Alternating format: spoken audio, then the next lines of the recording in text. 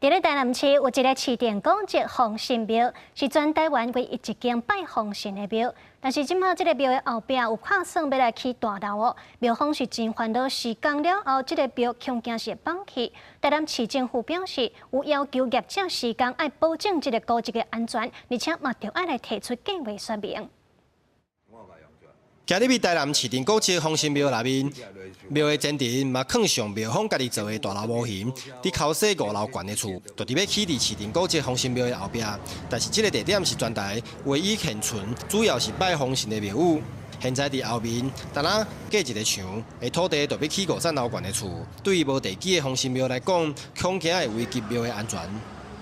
古迹，你已经认定它是一个古迹，那你为什么还要去破坏这个古迹？它不是天灾造成，而是人为因素造成的话，我觉得这是可以避免的。事实上，奉神庙是府城7氏8庙之一，近几年来因做公祭庙宇、主拍夜间的景点，嘛是外地游客前来参拜的地点之一。庙方是质疑。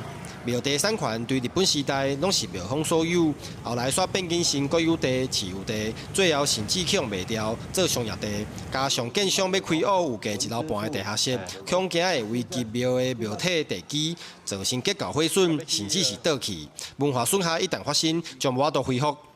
因为这屋咧绝对会别离来企业，阮所主互恁的文件互恁的，恁拢一直甲阮讲合法的、合法的。伊后壁。 这块地划入持有地，不过你划入持有地，你时啊伫79年，你甲变更地目叫商业区。我讲自早这地拢庙地。对此，台南市府是回应，基地并不是古迹保存区。 查证都市计划资料，原本就是商业区，将来毋捌对古迹保存区变更做商业区的记录，依法会当申请开发。不过因为临近市电古迹奉神庙，相关单位嘛是会把关，保障古迹的安全。公司新闻郑云台报道。